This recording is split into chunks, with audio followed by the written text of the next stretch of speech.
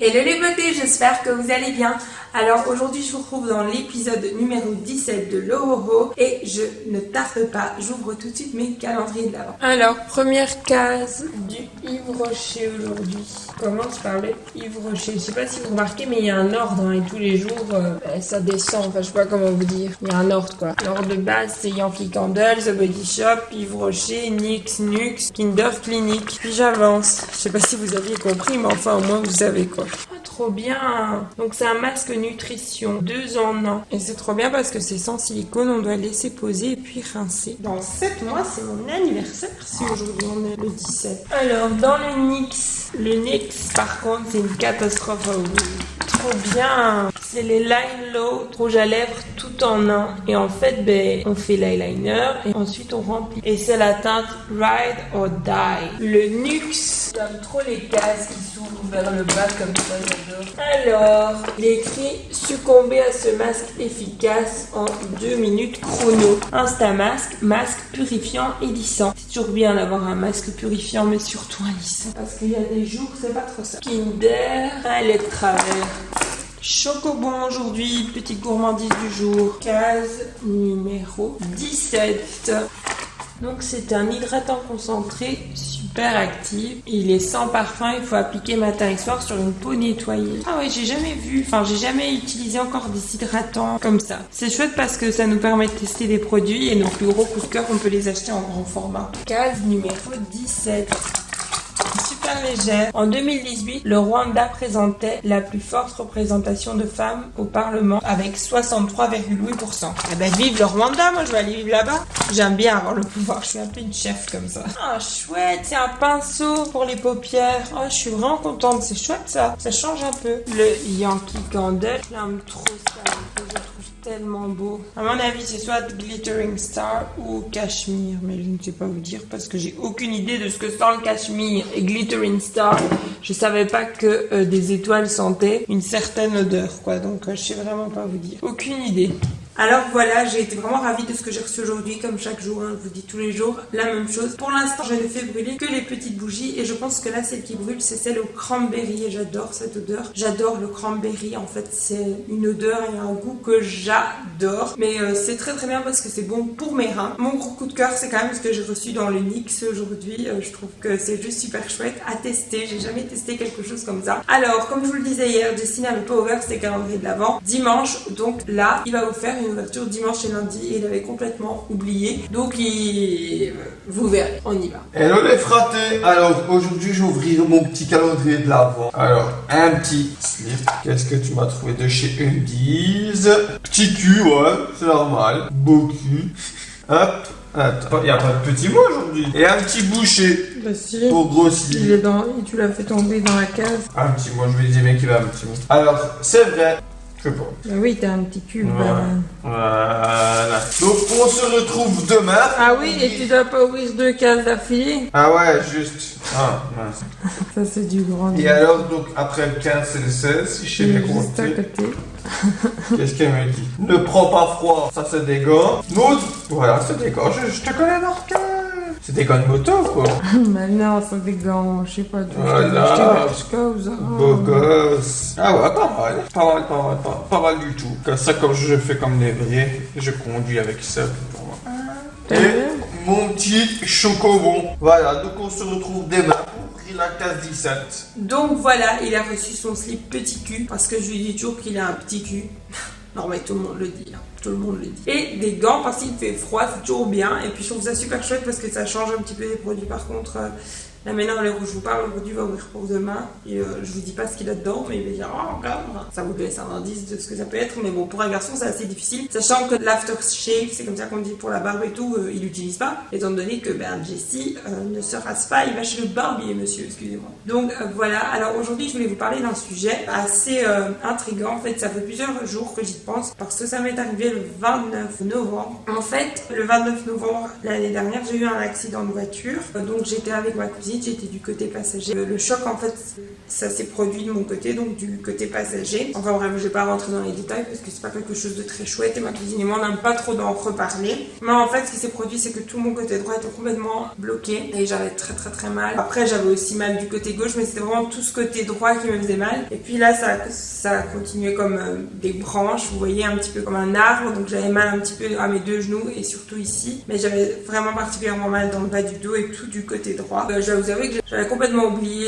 ça parce qu'en fait j'étais tout simplement dans l'engouement de Noël et tout ça, mes préparations pour commencer les vlogmas parce que, enfin les vlogmas, les lohoho, parce que vous le voyez pas mais c'est énormément de préparation, ne fût-ce que d'organisation parce que tous les jours on doit prévoir du temps pour monter, tourner et on dirait que c'est rien, mais rien qu'une vidéo ça nous prend environ 2 à 3 heures par jour, plus les posts etc. Donc facilement 3-4 heures par jour ça me prend. Là, il fallait vraiment que j'organise tout ça, en plus des vidéos en parallèle qui vont sortir toute cette semaine le matin. Et en fait cette nuit-là je me suis réveillée avec des douleurs horribles et c'est vrai que la veille quand je m'étais endormie je n'avais mal nulle part et j'avais passé une super nuit. Je me dis cette nuit j'espère que je vais aussi bien dormir que la nuit dernière. Je sais pas pourquoi de temps en temps je me dis ça et cette nuit-là je me le suis dit. Et en fait j'ai commencé à avoir des douleurs horribles la nuit du 28 au 29, mais vraiment des douleurs comme si on m'avait frappé, battu. J'avais mal tout mon bras droit à un point où je ne savais plus le bouger, même dormir, je supportais pas mon bras en fait. Si j'avais pu, j'aurais vraiment coupé mon membre, j'avais trop mal. Le matin quand je me suis levée, j'avais complètement oublié la date qu'on était, puis c'était un vendredi quoi, et c'est vrai que l'année d'avant ça s'est passé un jeudi forcément puisque c'était pas une année bissextile, donc c'est un jour après, ça tombe toujours un jour après. Et là en fait je me rends compte,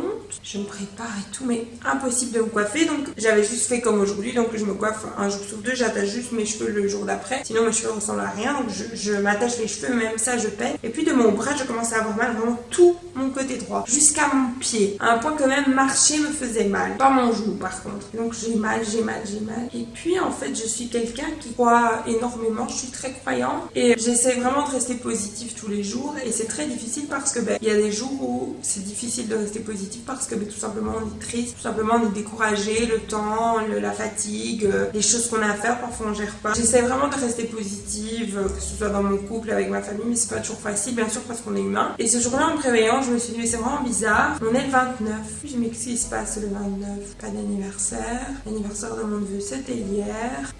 Je comprenais pas et en fait après je me dis mais oui c'est la date de mon accident, mais je n'y avais même pas pensé, donc ça veut dire ça m'a même pas effleuré l'esprit et j'ai commencé à avoir des douleurs horribles dans tout mon corps. Et en fait, je vais pas trop m'attarder là-dessus parce que c'était vraiment pas drôle, mais vraiment ça a duré une journée. Et j'ai prié, j'ai dit à mon chéri de prier pour moi ensuite. Ma maman a prié pour moi aussi. Et je sais pas si vous croyez ou pas à tout ça. Et j'ai vraiment ressenti ça comme une attaque spirituelle, comme pour me dire n'oublie pas qu'il t'est arrivé ça et t'auras mal toute ta vie. Parce qu'en fait, c'est vrai que quand j'ai eu mon accident, je vous en ai jamais vraiment bien parlé, mais quand je suis arrivée aux urgences, j'étais dans un déni en fait et je me disais que j'avais mal nulle part, puis j'étais sous le choc, donc mon corps n'avait pas encore les courbatures. Je me souviens, j'étais indisposée, j'avais peur de faire certains examens parce que je sais que c'est pas très bon quand on est réglé, et donc j'ai un petit peu minimisé la situation, ce qui a fait que après, quand les douleurs ont commencé à se manifester quelques jours plus tard, en plus mentalement à ce moment-là ça n'allait pas, il se passait plein de choses dans ma vie, il m'est arrivé vraiment, tout m'est tombé sur la tête en même temps, j'étais vraiment très mal, surtout ma maman avait eu son accident, ma belle-mère avait eu son accident également, on était vraiment dans une sale période, Jessie devait vite finir son appartement parce que devait vite emménager, c'était une période de rush très difficile. Et je me souviens que j'avais minimisé un petit peu tout ça. Après, donc j'ai prié, ça m'est passé. Et c'est vrai que après l'accident, j'ai commencé à avoir très mal à mes deux genoux. À un point que maintenant, quand je marche, je craque. J'ai l'impression d'avoir 70 ans, d'avoir de l'arthrose. Je suis allée chez l'ostéopathe à 2 ou 3 reprises. 2 reprises, je devais y aller une 3e fois, mais finalement, vu que je me sentais mieux, je n'y ai plus été. En fait, ce qui s'est produit, c'est que quand je suis allée chez le médecin contrôle, je lui ai bien expliqué, parce que quand vous avez un accident, vous devez passer chez le médecin contrôle qui juge de votre état. Je lui ai bien expliqué. J'étais avec mon grand-père qui retient tout derrière le dos. Je veux que tu regardes toutes mes vidéos, si tu passes par là, je te fais de gros bisous. Et mon grand-père était avec moi parce que j'aimerais toujours avoir quelqu'un avec moi quand je vais chez le médecin pour avoir 2 oreilles parce que parfois on comprend pas bien. Puis toujours 2 oreilles, 4 oreilles valent mieux que 2, vous avez compris. Et j'ai bien dit au médecin, j'ai été chez l'ostéopathe parce que je souffre du genou. Et il écrit soi-disant, mais c'était pas méchant, j'adore les personnes âgées, mais il écrit tout à la main, il m'écoute pas, il me coupe. J'étais à peine rentrée qu'il me demande mon nom, ma date de naissance, enfin laisse-moi m'asseoir, dis-moi bonjour, demande-moi comment je vais. Et puis, je pense que c'est la moindre des politesses, t'as beau être médecin, médecin. Donc j'ai été à Mons, si vous voulez tout savoir. C'est là que j'ai été reçue. Donc j'y vais, je fais ma consultation. Bon, il dit, oh, t'as pas l'air d'avoir des gros traumatismes. Mais oui, c'est facile. En fait, quand on a un accident, si on n'est pas défiguré, si on n'a pas une jambe cassée, ça n'a pas de valeur en fait. Et même le traumatisme psychologique, ça n'a pas de valeur. Faut savoir que maintenant, quand je suis sur l'autoroute, parce que ça s'est produit une sortie d'autoroute, je n'en veux absolument pas à ma cousine. Ma cousine, je l'aime de tout mon cœur, c'est ma meilleure amie, j'adore ma cousine et je lui en voudrais jamais pour ce qui s'est passé, parce que ça arrive à tout le monde, personne n'est parfait, peut-être le jour où je vais conduire, je vais aussi avoir un accident, on sait jamais, ce que je ne souhaite pas bien sûr, ni à elle ni à moi, mais on oublie les traumas psychologiques que ça fait, c'est-à-dire que quand je vois une voiture, quand on a un carrefour et que je vois une voiture qui arrive vers moi ou de l'autre côté, j'ai toujours peur qu'on me fonce dedans, j'ai peur quand on est sur une grande route et qu'on voit les voitures arriver de loin, j'ai peur qu'ils s'arrêtent pas, sur l'autoroute la vitesse me fait peur, je fais des crises d'angoisse, par moments je me tais, j'ai les larmes qui coulent, c'est très dur. Il faut pas oublier que le gars qui était avec moi, il a fait des tonneaux. Enfin, le gars dans lequel on a foncé, il a fait des tonneaux. C'est des choses qui marquent. C'est pas moi qui étais dans la voiture, on va me dire oui, mais t'exagères. Non. Dans ton cœur, si t'es sensible, ça te marque. Et moi, ça m'a profondément marqué, ça m'a profondément traumatisée. De ces mots, on discute énormément dans la voiture parce que je suis très peureuse. Je sais qu'il sait conduire, je sais que je peux lui faire confiance, mais c'est très dur à vivre. D'ailleurs, là, j'ai un peu du mal à en parler parce que je lutte tous les jours contre moi-même. J'ai envie de pleurer, je dois me retenir chaque fois que je suis sur l'autoroute. On est parti à Disney, c'était horrible pour moi, horrible. Je supporte plus la voiture, je ne supporte plus la voiture. Enfin bref. Donc le médecin contrôle me dit encore, bon bah vous avez l'air de rien avoir grand chose. Ben oui forcément c'est pas toi comme elle. Et quand je retourne après 2 mois, parce qu'ils te reconvoquent, parce qu'en plus de ça tu dois être à leur merci, même que t'es au travail et tout, ils en ont rien à foutre. Donc j'avais dû reprendre rendez-vous, je retourne avec mon grand-père, encore bien mon grand-père qui a une très bonne mémoire du haut de ses 72 ans, qui n'oublie rien, et je lui dis que j'ai encore mal au genou. Et le médecin me dit mais tu m'as jamais parlé de ton genou? Pardon, c'est de là que je souffre le plus. Je craque tout le temps. Il me dit non, tu m'as jamais parlé de ton genou. Vous avez noté que j'étais chez l'ostéopathe? Oui. Bah alors vous avez noté que j'étais pour mon genou? Non, j'ai pas noté. Enfin bref, ce médecin vraiment, je l'ai eu là. Et même mon grand-père, il a dit, excusez-moi, mais elle vous l'a dit. Mon grand-père, c'est pas un menteur, il n'y a pas plus honnête que lui. S'il vous doit 2 € 2 cents, il va pas vous donner 2 €, il va vous donner 2 € 2 cents. Enfin, mon grand-père, pour ça, il va pas chipoter. Il n'y a pas plus honnête que lui. Et il me défend quand je suis défendable, mais quand j'ai tort, j'ai tort. Et là, même lui, il dit, mais si elle vous l'a dit, il s'agit de remboursement, il s'agit de frais médicaux. J'ai la chance d'avoir un oncle qui est kiné et que quand ça va pas, je peux me permettre d'aller chez lui et il me fait un petit massage où il regarde un petit peu. J'ai cette chance, mais tout le monde n'a pas cette chance. Et franchement, je l'ai eu mauvaise parce que je me dis, mais est-ce autour de moi, comme si on n'avait déjà pas assez vécu avec ma famille, parce que faut se dire que ma maman a eu un accident de voiture aussi, sa voiture a été sinistre total. On a dû attendre plusieurs mois. Maman est infirmière à domicile, c'est-à-dire que sans voiture, elle ne sait pas travailler. Sa voiture, c'est son outil de travail. Elle travaille pas tout près, elle travaille assez loin. Ça nous a fait beaucoup de choses, beaucoup de joie, de peine et tout ça, bon bref. Et là, je suis allée à Disney, j'ai marché et je n'avais plus du tout mal au genou. Et j'ai eu une douleur au genou au point que je boitais. Le 2e jour, ça a commencé au soir. Le 3e jour, j'avais très mal. Un jour de plus, j'aurais dû aller à l'hôpital. Je sais passer un nerf qui est bloqué. Ma jambe n'est pas cassée. Mais quand quelqu'un arrive à l'hôpital après un accident, qu'il est sous le choc, moi, mentalement, ça allait à ce moment-là. C'était physiquement que j'avais mal. Et je pensais au mental de ma cousine qui est très sensible comme moi. Et je disais, ne vous occupez pas de moi, moi ça va. Allez plutôt vers ma cousine. Si j'avais su que les médecins noteraient que ça va, j'aurais jamais dit ça. Moi, sur le moment, j'ai pensé à ma cousine parce que je l'aime et que ça, elle n'était pas dans la même chambre que moi, je m'inquiétais psychologiquement pour elle au point que j'ai dit à Jessie, va voir notre cousine, ne la laisse pas seule à ce point-là. Mais elle a vraiment eu des traumatismes psychologiques parce que ça l'a vraiment travaillé. Moi, j'avais mal partout. Mais sur un moment, je disais que ça va parce que tu vas pas te plaindre. Tu te dis, ben, je suis pas défigurée. En fait, si. Aujourd'hui, je vous parle pour vous dire que si vous venez d'avoir un accident, n'hésitez pas à vous plaindre. Même si vous n'avez pas mal, plaignez-vous. C'est bête à dire, mais moi, j'ai eu mal le lendemain, le surlendemain, une semaine après, un mois après. Ça a duré jusqu'à juillet-août, mes douleurs de genou. Je craque toujours, j'ai toujours un peu mon genou, j'ai l'impression qu'il se déboîte. Mon genou a bougé, je le vois. Mais à cause que ce jour-là, je n'ai pas dit, personne ne m'a pris au sérieux. Il faut dire les choses, il faut pas hésiter. Il faut dire que vous avez mal. Maintenant, j'ai un petit peu mal. Si je vois que ça continue, j'irai chez le kiné. Mais si vous avez un accident, je vous en supplie, même si vous n'avez pas mal, dites que vous avez mal à certains endroits. Dites un peu partout, j'ai mal au bras, j'ai mal partout, je suis courbaturée. Juste, je suis courbaturée de partout, je sens des douleurs dans tout mon corps. Dites juste ça, ne spécifiez rien. Pour que si jamais vous avez un problème, vous pouvez vous retourner. Vous vous trouvez dans une situation où vous pouvez à la limite faire intervenir l'assurance. Quand je suis retournée au mois d'avril pour mon 2e contrôle, le médecin contrôle m'a dit, qu'est-ce qui me prouve que c'est à cause de l'accident que vous avez mal au genou?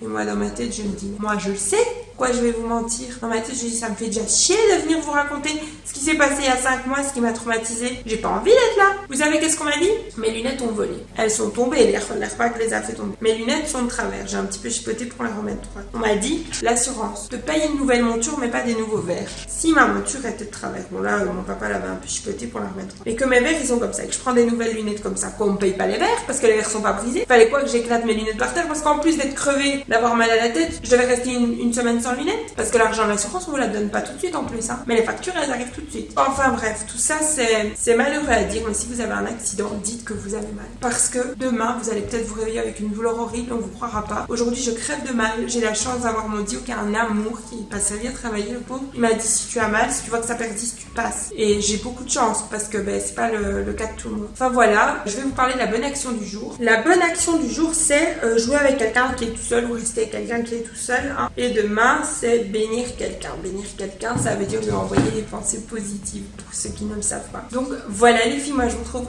demain dans une prochaine vidéo. N'oubliez pas d'utiliser ma story time à bon escient. Moi je vous retrouve demain dans une prochaine vidéo. D'ici là, sentez-vous belle, sentez-vous bien. Je vous aime très fort et je vous fais plein de gros bisous.